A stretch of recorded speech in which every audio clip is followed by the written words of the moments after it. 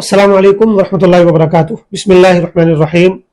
عن ابی سعید الخدری رضی اللہ عنہ قال جاء رجل الى رسول اللہ صلی اللہ علیہ وسلم فقال یا رسول اللہ اوصنی قال علیک بتقوی اللہ فإنها جماع كل خیر وعلیک بالجہاد فی سبیل اللہ فإنها رہبانیۃ المسلمین وعلیک بذکر اللہ وتلاوۃ کتابہ فإنه نور لک فی الارض وذکر لک فی السماء وَخْزُنْ لِسَانَكَ إِلَّا مِنْ خَيْرٍ فَإِنَّكَ بِذَلِكَ تَغْلِبُ الشَّيْطَانَ۔ حضرت ابو سعید خدری رضی اللہ تعالیٰ روایت کرتے ہیں کہ ایک شخص رسول اللہ صلی اللہ علیہ وسلم کے پاس آیا اور اس نے عرض کیا کہ اے اللہ کے رسول، مجھے کچھ وصیت فرمائیے، مجھے کچھ نصیحتیں فرمائیے۔ تو نبی کریم صلی اللہ علیہ وسلم نے اس شخص کو یہ 4 نصیحتیں فرمائیں، اور ان میں سے ہر نصیحت ایسی ہے کہ اس کو گرہ سے باندھ لینا چاہیے اور دانتوں سے مضبوطی کے ساتھ پکڑ لینا چاہیے۔ ہر نصیحت ہمارے لیے کامیابی کی ضامن ہے، اور ہر نصیحت ایسی ہے کہ اس کو اپنی زندگی کا گویا کہ مشن بنا کر اگر ہم زندگی گزاریں گے تو انشاءاللہ ضرور کامیاب ہوں گے۔ تو پہلی نصیحت آپ نے فرمائی کہ علیک بتقوی اللہ فإنها جماع كل خیر، اللہ کا تقوی اختیار کرو، بے شک تقوی ہر خیر کی اصل جڑ اور بنیاد ہے۔ تقوی اس کو کہتے ہیں کہ انسان کو یہ احساس پیدا ہو جائے، ہر وقت یہ خیال اس کے اندر رہے کہ کہیں میرے کسی عمل سے اللہ ناراض تو نہیں ہو جائے گا، تو اللہ کا پاس و لحاظ اس میں پیدا ہو جائے کہ اللہ ناراض تو نہیں ہو جائے گا، اللہ خفا تو نہیں ہو جائے گا۔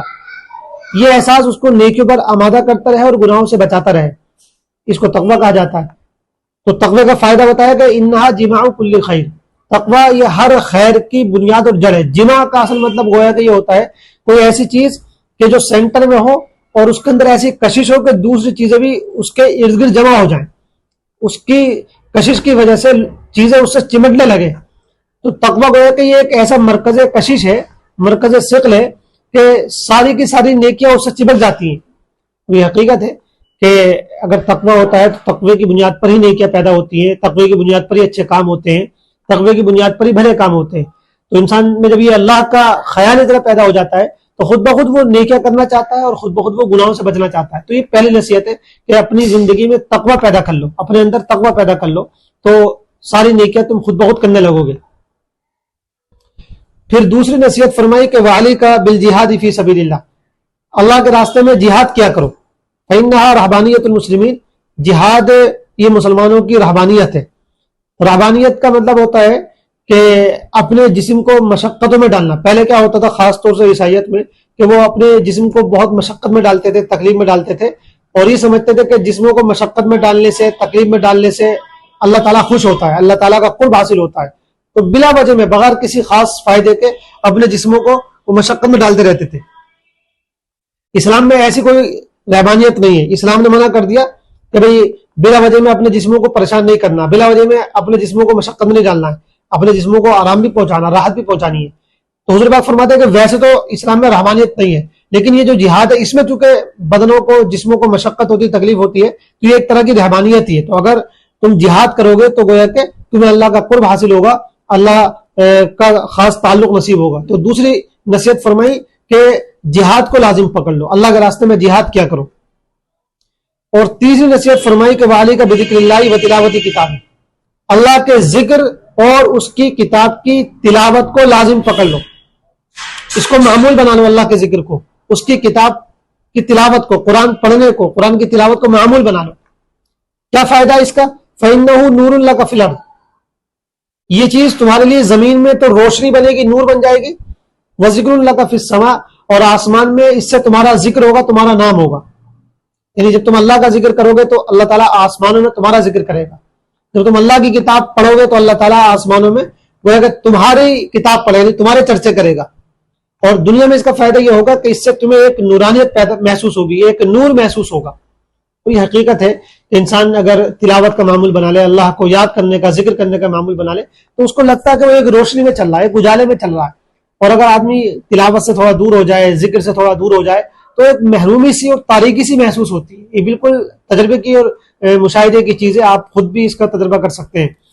تو اس لیے تیسری نصیحت فرمائی کہ اس کو معمول بنا لو، کوئی دن بغیر ذکر کے اور तिलावत के हमारे गुजरना नहीं चाहिए, कोई भी दिन नहीं गुजरना चाहिए।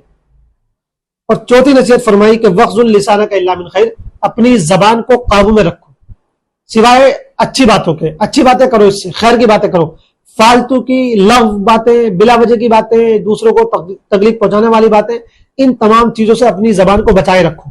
फरमाया कि फइन्ना का बिजाली का तकलीफ शैतान, अगर जबान कंट्रोल में रखोगे तो तुम इसके जरिए से शैतान पर गालिब आ जाओगे, फिर शैतान तुम्हें अपने ताबे नहीं कर पाएगा, शैतान का कंट्रोल तुम्हारे ऊपर नहीं होगा, बल्कि फिर तुम गोया कि शैतान पर गालिब आ जाओगे, शैतान पर हावी हो जाओगे। क्योंकि शैतान सबसे ज्यादा जो गुनाह करवाता है वो जबान से करवाता है। दो चीजों से गुनाह ज्यादा होते हैं, या तो शर्मगाह के तकाजे की बुनियाद पर या जबान की बुनियाद पर। तो बहुत से लोग जो थोड़ा दीनदार होते हैं या थोड़ा सा दीनी चीजों का ख्याल रखते हैं, वो शर्मगाह वाले जो गुनाह होते हैं, यानी गलत काम वाले, बदकारी वाले, उनसे तो शायद अपने आप को बचा लेते हैं, लेकिन जबान वाले गुनाहों से वो नहीं बचा पाते हैं। तो सबसे ज्यादा गुनाह जो होते हैं वो जबान वाले ही होते हैं। तो फरमाया कि अगर तुम अपनी जबान को कंट्रोल में रखोगे तो तुम शैतान पर गोया कि गालिब आ जाओगे, फिर वो तुम पर अपने हमले पूरे तरीके से चल नहीं पाएगा, वो तुमको अपने कंट्रोल में नहीं ला पाएगा, वो तुमसे अपनी मर्जी के काम नहीं करवा पाएगा। तो ये 4 नसीहतें हुजूर पाक ने फरमाई है। एक एक नसीहत बहुत कीमती है, कोशिश करें और दुआ भी करें कि अल्लाह ताला हम सबको इन नसीहतों पर अमल करने की तौफीक अता फरमाए। आमीन। वस्सलामु अलैकुम व रहमतुल्लाहि व बरकातुहू।